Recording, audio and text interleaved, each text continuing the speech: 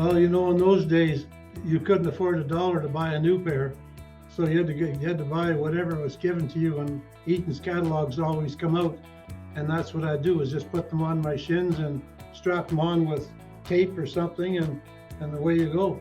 I didn't have 10 cents in my pocket when I first started, and so I went to Estevan, and I had an old pair of skates that guy in Delisle gave me, George Orchard. He gave them to me, and all the bottoms were all rotten away from the steel, and they were just terrible skates, but at least they were goal skates, and that's what I went to training camp with, and I had no pads, I had nothing. We went against the Edmonton Oil Kings, and whoever won that series went on to the Memorial Cup. And Pat Quinn was playing for Edmonton at the time. Pat Quinn, I remember him, he's a big man. And I remember we picked up Gary Peters when we went, the deal was you could pick up 2 or 3 players. And we picked up Gary Peters from Regina, and he got in a fight with Pat Quinn. And he says, I did pretty good. He says, I got him down, I got on top of him. I said, yeah, but you didn't stay there very long. They're having Gordie Howe days in Saskatoon, and Gary Peters was kind of running it, and he phoned me up and says, Jack, would you be able to play? Can you still play? And I said, I don't really know. He said, well, can you find out? He said, we'd like to have you play goal for Team Saskatchewan.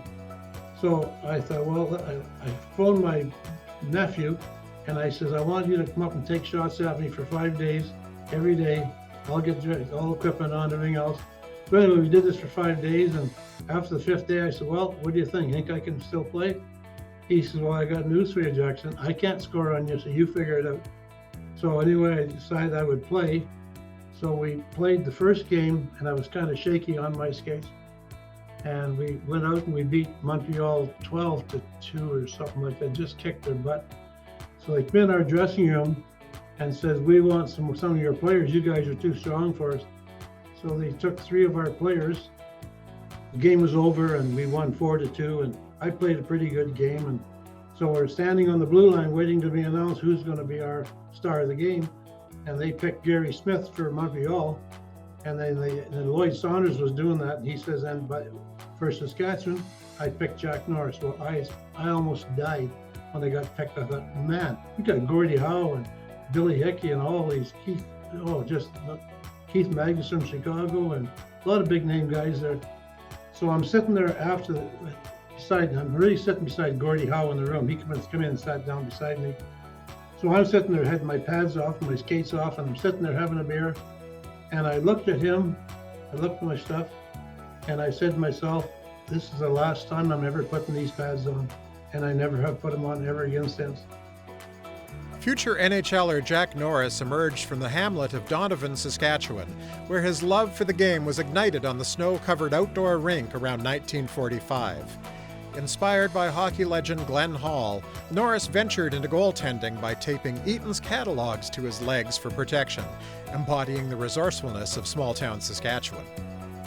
Despite the daunting number of goaltenders in the relatively small NHL of the time, he pursued his dream of making his mark between the goalposts of history and playing among the best of the best in the world.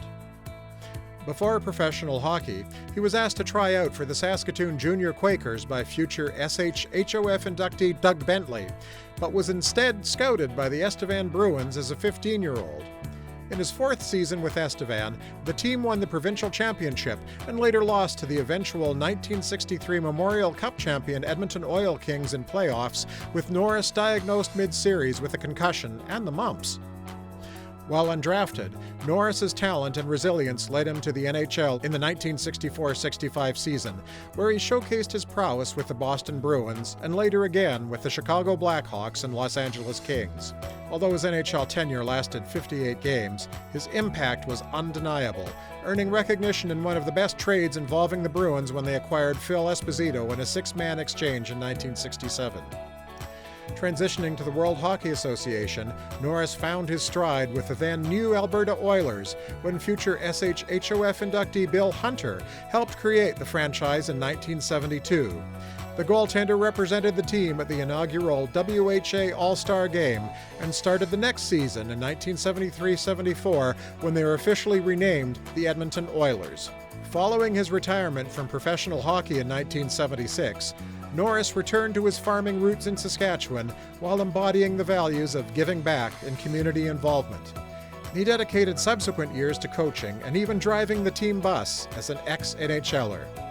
Additionally, Norris helped Delisle minor hockey with development projects like a new Zamboni for the local rink. In the original 6 era of the NHL, Norris defied the odds to become one of 6 starting goaltenders in the entire league and proudly represented his home province.